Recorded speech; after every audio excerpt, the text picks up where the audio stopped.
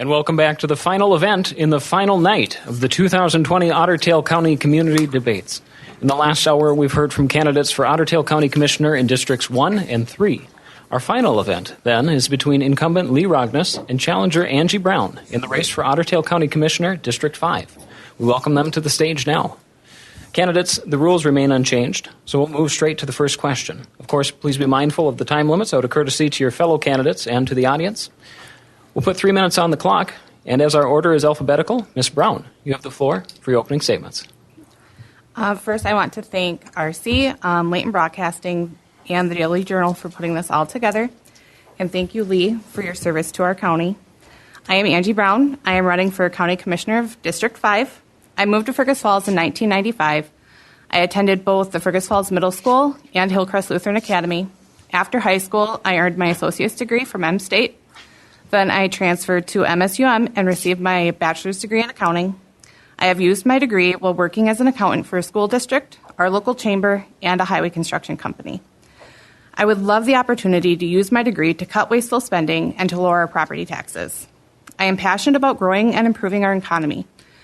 When I graduated from college, I had to accept a job in a different town and a different county, over 60 miles away, because there was no place hiring for an accountant.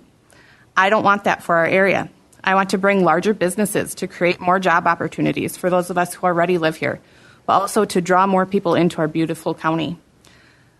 This would also help our small businesses as well, as this would provide them more potential customers. Thank you. Thank you. Mr. Rogness, you have 3 minutes. First of all, I'd like to also add my thanks to the organizations that put this program together, the Daily Journal, Leighton Broadcasting, and the television station for our community. And Mr. Drews, I appreciate you leading us in our discussions this evening. I am Lee Rogness. I have been on this community for nearly 50 years plus. I came to this community from my community in Iowa for my education, and I began my career in this community as well. I've had a broad experience in this community, and I appreciate the place in which we have and call home. I am married. I have a wife and 3 adult daughters, and they also live nearby, and we enjoy them as a family as well. We also have 6 grandchildren, and we enjoy them as well. That gives you a perspective of our family life. I would also indicate that I'm an incumbent, so I would ask the question, how did we get here? And I did not have a county commissioner in my bucket list. It was not something that was on my list. I was busy in my business, and at the time that Mr. Bob Block was the county commissioner, he had been the superintendent of this community, and he was a commissioner. He had made the announcement that he was not going to rerun for his position that coming season of election. And I became part of a group in the community that was kind of wondering who would be the eligible person to take his place. And I was not involved in all those conversations until I found out that the community itself was asking who they might ask, and at that time I became that person. I did not take great interest in that, but I did study it, and I found out that there were some things about it that matched my personality and my style and my experiences. And with that in mind, I did enter into the preliminary race, and primaries were finished, and I became one of the candidates, and I moved on to the election period and did become an elected county commissioner, and I have found great experience in that opportunity. We'll cover some more of those probably in our questions, but that gives us a brief summary. I appreciate having our candidate with us tonight, Angie Brown, and I just met her tonight, and it's a great opportunity. Thank you for being with us. Thank you, candidates. We'll rotate the order after each question, so our first question begins with Mr. Rogness. 2 months ago, the League of Minnesota Cities distributed a press release warning of reduced local government aid funding, LGA, as a result of the state's projected $4.7 billion deficit for the 2022-2023 biennium. LGA is, of course, critical for the operations of cities in Otter Tail County, and reduced funding will have consequences. If elected, how would you ensure the county board focuses its efforts on the projects of greatest impact in light of possible deficiencies at the state and municipal levels? Mr. Rognus, you have 2 minutes, sir. I believe the question that you proposed before us is one that we're going to continue to see, and that is cut funding. And I serve on the board of MICA. MICA is the Minnesota Inter-County Association, and we received the same word at that meeting that the funds for the state were being cut. The funding was being not where it used to be, and there was going to be some shortfalls, and we became aware of that. And as we became aware of that, we brought that same message back to our county, and during our budget preliminary work that just completed here a couple of weeks ago, we took that into consideration, that we would see a cut in that funding, and of course we had to accordingly fit that into our budget, and so we have addressed it, and as we put the total budget together, that has been addressed, and we live in hope that we not be cut, but we live in the reality that it might happen. Thank you, sir. Ms. Brown, your thoughts? Could you repeat the question? Certainly. Ultimately, the question is regarding the state deficit that is projected for 2022 to 2023 and the effect that that will have on LGA funding for small cities. So, if elected, how would you ensure that the county board focuses its efforts on the projects of greatest impact in light of those possible deficiencies at state and municipal levels? You have 2 minutes.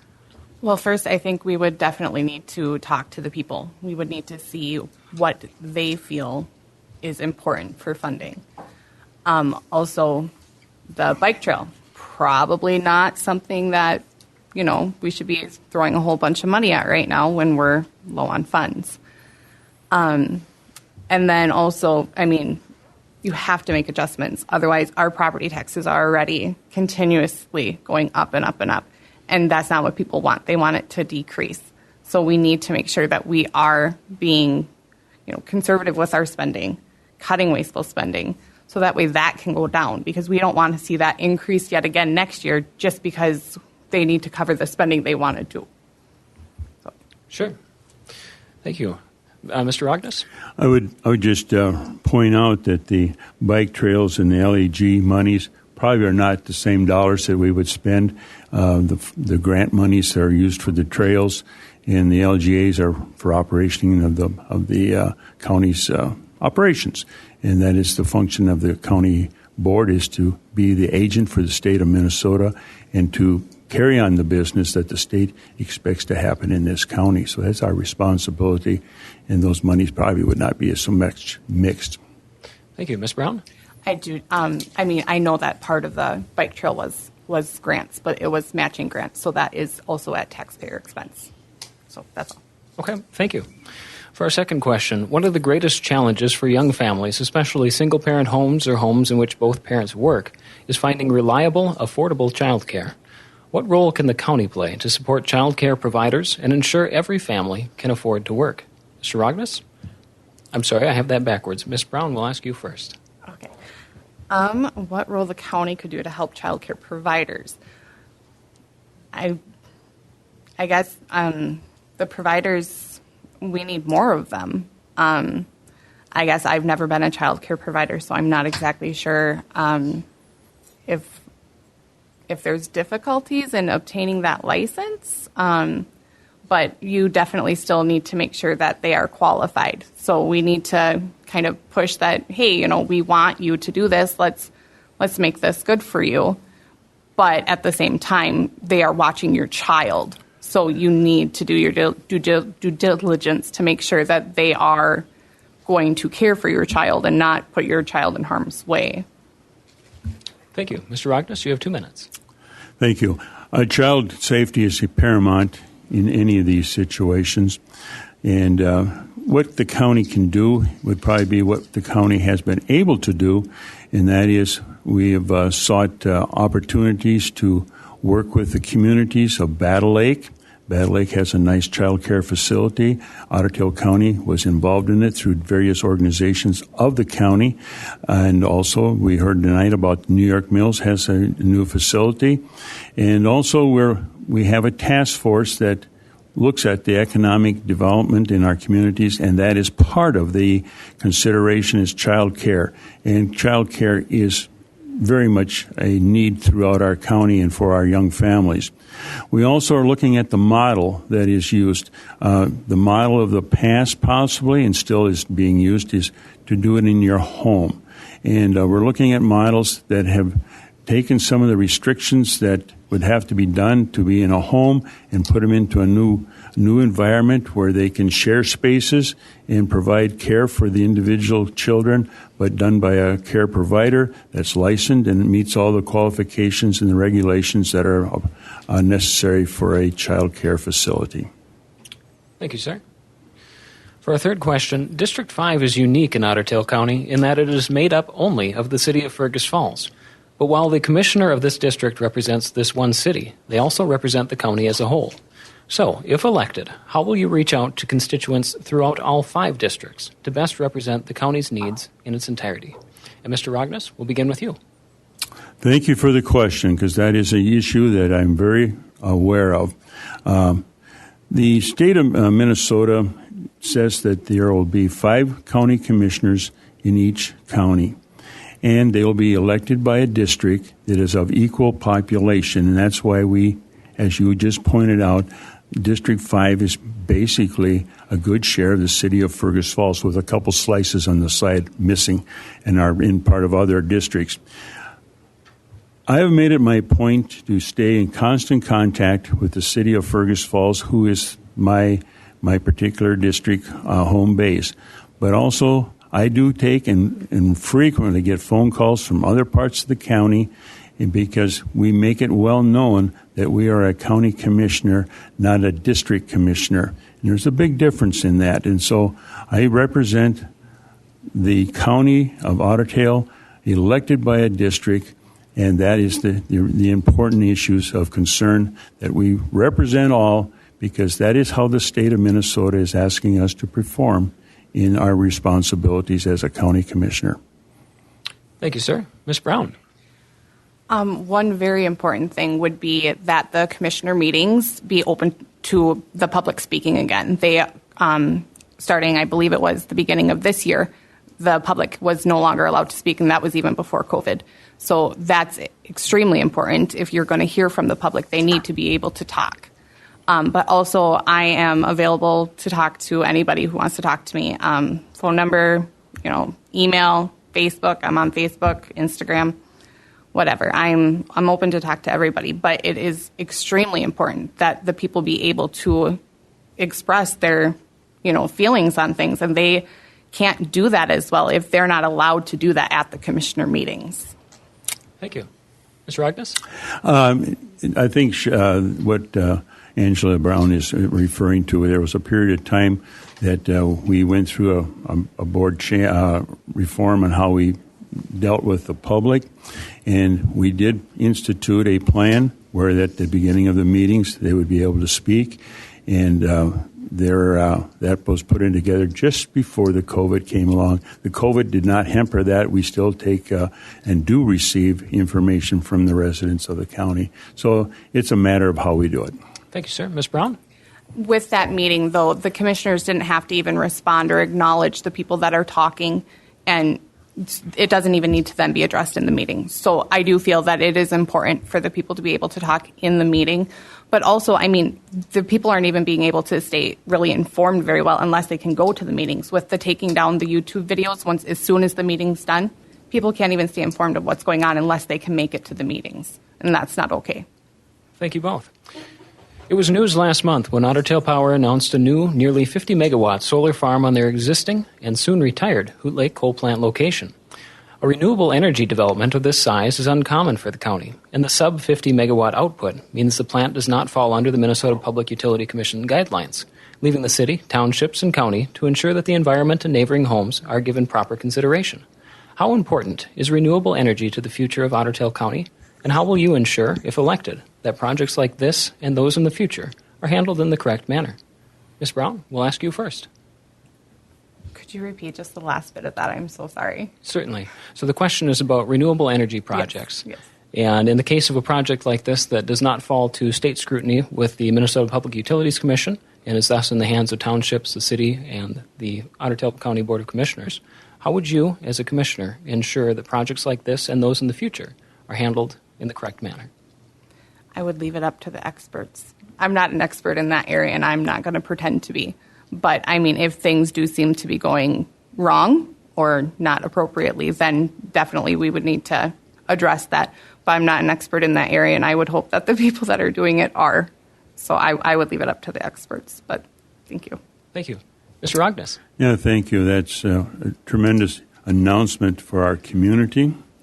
Renewable energy is not only enjoyed by our local community, but it's enjoyed by the patrons of Otter Tail Power in this situation, and we're going to see additional renewable energies throughout our country. In this particular case, you state that it'll be controlled by the city, townships, and the county. In this issue, I think the city of Fergus Falls will take the lead on it. It's the unit of government that will manage it. There will be requirements as to environmental impact studies and so forth that will be part of this. There will be a conditional use permit requirement, undoubtedly, and there will be a process of how this will be put into place, which will give the opportunity to the public to make comment, to speak to the issue, and as well to have a good project and a good project for the replacement of the tax base that it was going to be replaced by the Hoot Lake plant closing. This will be a good project for our community and for the nation as well. Thank you, sir. Again, our final questions are a little different and will be for each candidate individually. I suspect that you all know the drill by now. The time limits will remain the same at 2 minutes, though there will be no option for rebuttal, and we will reset the order of questioning. So we'll begin with Ms. Brown. Ms. Brown, you've run your campaign on providing a voice for Fergus Falls in the county. You've argued for more responsible spending and new business growth. You've said that our county needs, quote, fresh blood and new ideas.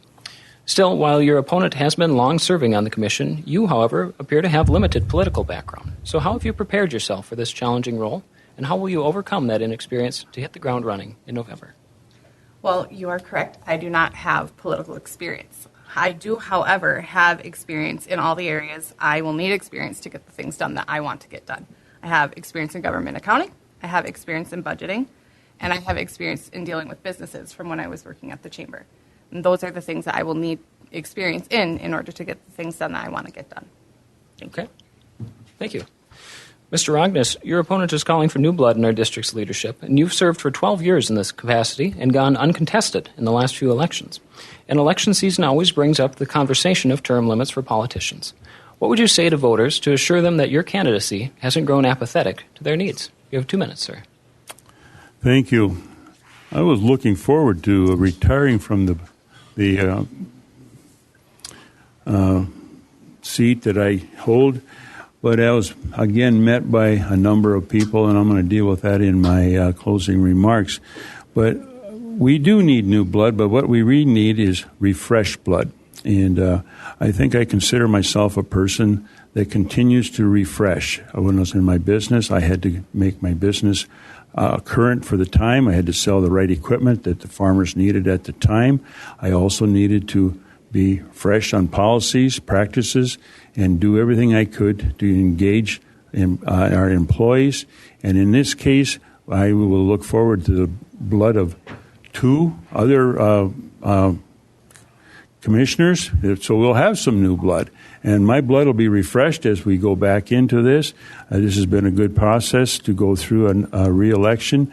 I was asked to rerun, and we'll talk about that, but I feel that we can come to this and we can look for fresh ideas, because I look at my first years on the commission and I look at the years most previous. We do not operate the same. We're constantly renewing ourselves, and if we do not renew ourselves individually, we will be stale and old and very traditional. Thank you, sir. We actually have a couple of minutes to spare with this debate, so we're going to squeak in one extra question. And it's going to be a simple question. The question is this. In your opinion, what defines a leader? And Ms. Brown, we'll ask you first. You have 2 minutes. A leader is someone who can admit when they're wrong and take direction from those under them if things aren't going right, but can also stand up and say, okay, this is what needs to get done. This is what we have to do. We've got to do it. It's pretty simple. I mean, you've got to be kind and compassionate, but you've also got to be kind of dominant at the same time. Thank you. Mr. Rognus, you have 2 minutes. What defines a leader? I will not use 2 minutes. I will define a leader as the person that climbs the tallest tree, sees what's ahead, and hollers to the team below, this way. Thank you, sir. Well, thank you, candidates. You'll now have 3 minutes each for your closing statements, and following our order, Mr. Rognus, we'll have you go first. You have 3 minutes, sir. Thank you. First of all, again, our thanks and appreciation to the organizers of our meeting tonight and for the opportunity to meet with Angela Brown and to discuss very briefly what is all happening in Otter Tail County. I mentioned just a moment ago that I thought that I would not be running again this year, and to my dismay, soon, long before the refiling was necessary, I started to see some people that came to me. I meet with people frequently, and there was tremendous concern that I would not run this coming election time period. And I thought, well, that's just in passing. But they continued to speak to that issue. They talked about my experience level as being broad, probably as broad experience as any of our county commissioners. I come from an agricultural background. I come from a business background. I work with nonprofits. I'm on the board of directors for nursing homes and care facilities. I serve on a number of commissions for the county. I'm on the Community Development Association. I'm on the Housing and Redevelopment Association. And there's a lot of other organizations that I'm on because of my interest in caring for people, caring for the processes. And I appreciate the fact that this is a nonpartisan organization, that we do not have to declare our political positions, and that gives us the opportunity to sit down and get to business. We don't experience any gridlock. We don't experience any differences because of our party. And we're able to move forward and address the issues that come before the board. I told the people that I worked with when I first was elected, they asked me what my ambitions were. And I said, I really don't have any ambitions. I'm going to go to the meetings, listen to the facts, examine it, ask the experts in our organization for the information they would need, and I would make a decision. And that has been my process from the beginning. And I think I'm going to continue that because it has served our county well and has served myself well, and it certainly has met the approval of a number of people that have encouraged me to rerun. And for that reason, I'm here tonight, and I speak to that. And I ask the voters to, if you want me to do it again, I'll do it. And I guess, in fact, if I am going to do it, I do want to do it. And I have made that commitment, and I've made it with my family, and we're here to move forward. Thank you, sir. Ms. Brown, you have 3 minutes for your final remarks. Okay. So again, I want to thank you, RC, and the Daily Journal, PEG Access, and Leighton Broadcasting. Again, thank you all for putting this together. Thank you again for Lee for doing this, having a little chat with me tonight. To the people of Fergus Falls, I want to be your voice. From 2014 to 2019, Otter Tail County had a business growth rate of just 2.1%.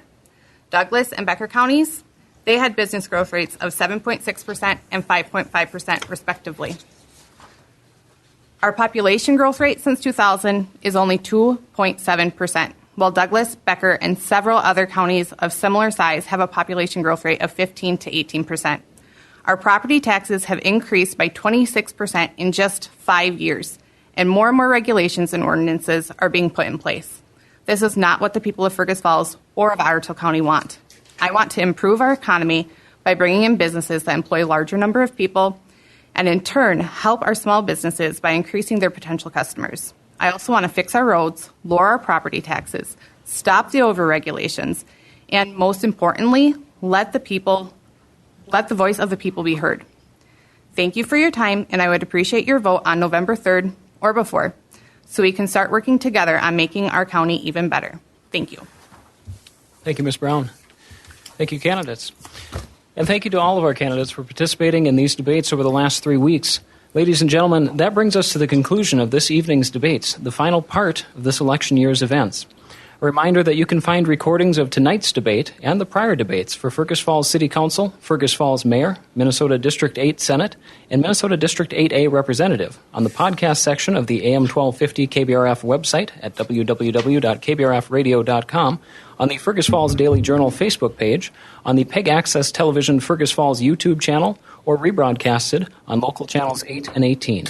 A quick thank you once more to our sponsors, the Fergus Falls Daily Journal, Leighton Broadcasting Company, and PEG Access Television, and a quick message from our sponsors. A reminder that you can subscribe to the Daily Journal digital and print editions by visiting their website at www.fergusfallsjournal.com or by stopping into their new office within the historic Carnegie Building at 125 North Union. And check out their app, available on the Google Play Store and the iOS App Store. You can catch this event on Leighton Broadcasting's AM 1250 KBRF, but make sure to check out their sister stations, Real Rock Z103.3 FM, 96.5 FM, KJ Country, and Channel 977 FM. And of course, catch this and more televised coverage of local news on local channels 8 and 18 from PEG Access. Remember, Election Day is Tuesday, November 3rd, and we hope to see you all at the polls. Thank you so much for spending these last 3 weeks with us, and we hope you found these events valuable. Until the next election, thank you and good night.